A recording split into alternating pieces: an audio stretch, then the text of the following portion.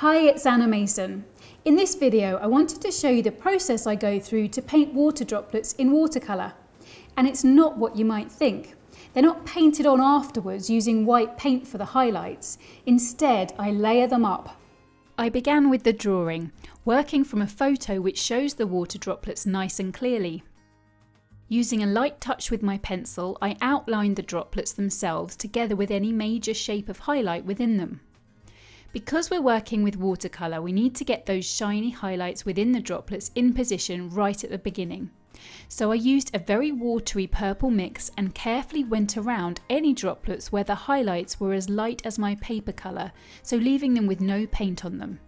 In some of the other droplets, the highlights weren't as light, and for those, this pale purple mix was a match to their highlights, so I applied the paint right the way over them as a wash with my brush. But I always made sure to leave any droplets where the highlights were even lighter than this pale purple mix. Next, I created a thick purple mix that was a match to the darkest purples in the petals and the droplets. I used it to paint all the areas which are this dark. The droplets are simply painted as part of the process of painting the rest of the petals, breaking them down into shapes of light and dark colour. Next, I worked on the midtones within the petals and droplets. Again, I left any droplets that were lighter in colour than the mix I was using. The key here is not to think about what you're painting, but simply to try to recreate exactly the shapes of colour that you see.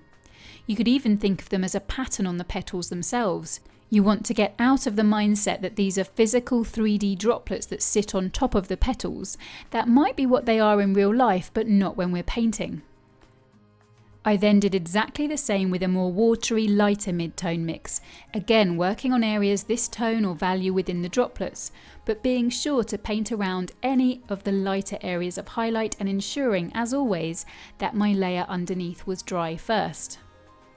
I then continued to build up the mid-tones around the droplets and also within them.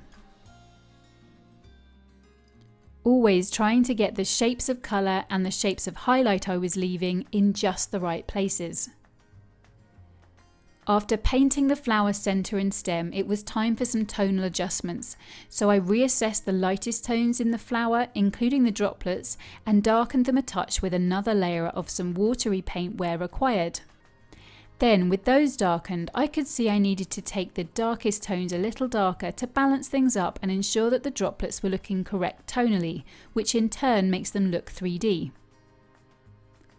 Finally, I used my tiniest brush to add an extra level of detail, adding in the smallest shapes of colour within each droplet, always making sure that those shapes are just at the right angles so that the eye is tricked into thinking it's a real droplet.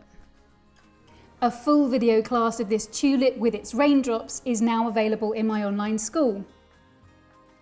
If you've enjoyed this tip video, please subscribe to my YouTube channel, and I'd love it if you'd share this video with your friends. And if you'd like to take one of my full-length video classes for free, pay a visit to animasonart.com, where you'll find even more resources to help you pick up your brush and paint the way you've always wanted to. But remember, you won't improve your painting unless you make the time to paint. So be sure to schedule in some me time this week and paint something that you love. Thanks so much for watching, and I'll see you soon for another tip for creating watercolours with wow.